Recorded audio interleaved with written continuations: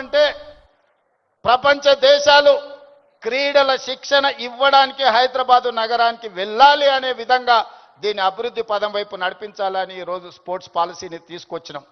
అందుకే ఈరోజు మీరందరూ ఆలోచన చేయండి, మీరందరూ భాగస్వాములు కాండి. ఈ రాష్ట్రాన్ని బలంగా నిర్మించినప్పుడే ఈ దేశం బలపడుతుంది. ఈ దేశం బలపడ్డప్పుడే ప్రపంచ దేశాలతో పోటీ పడగలుగుతాం. ఈ రోజు మనం అందుకే తెలంగాణ రైజింగ్ 2047 అని ఒక విజన్ డాక్యుమెంట్ను, ఒక విజన్ని మనం ఈరోజు తెచ్చుకోవాలని అనుకుంటున్నాం. ఈ విజన్లో భాగంగా క్రీడలలో రాణించడమే కాదు, ఆర్థికంగా బలపడాలి. 10 సంవత్సరాలలో $1 ట్రిలియన్ ఎకానమీకి రీచ్ అవ్వాలి. 22 సంవత్సరాలలో $3 ట్రిలియన్ ఎకానమీకి తెలంగాణ రాష్ట్రాన్ని ముందుకు తీసుకువెళ్ళాలి అని చెప్పి ఈరోజు తెలంగాణ రైజింగ్ 2047 విజన్ డాక్యుమెంట్ని మనం ప్రణాళిక చేసుకుంటున్నాం. అందుకే రాష్ట్ర ప్రభుత్వం అన్ని రకాలుగా తెలంగాణ రాష్ట్రంలో ఉండే యువతకు శిక్షణ ఇవ్వాలి, అవకాశాలు కల్పించాలి. భవిష్యత్తులో మీరు గొప్ప వాళ్ళు కావాలి అని నేను ఈ వేదిక మీద నుంచి కోరుకుంటున్నా.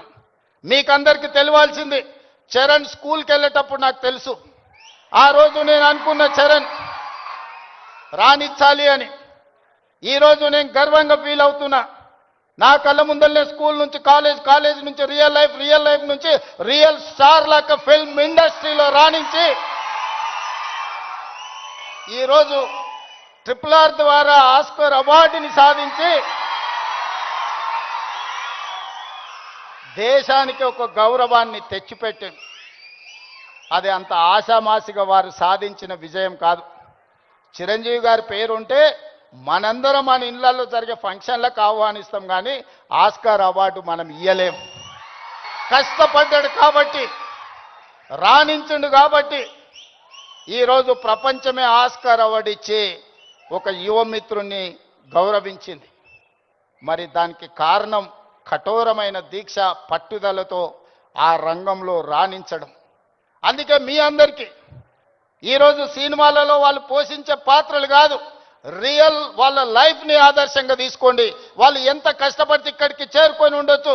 విజయ్, నేను అప్పుడప్పుడు చెప్తా ఉంటా మీకు అందరికీ, నల్లమల అడవులో నుంచి నేను ఇంత దూరం వచ్చా. ఒక ZPTC, MLC, MLA, MP, Congress president, ముఖ్యమంత్రి 16 సంవత్సరాలల్లా ఒక్కొక్క అడుగేసుకుంటూ 2016లో నేను మొదలుపెట్టిన ప్రయాణం 2023 తెలంగాణ రాష్ట్రానికి ముఖ్యమంత్రిగా ఈరోజు బాధ్యత చేపట్టిన.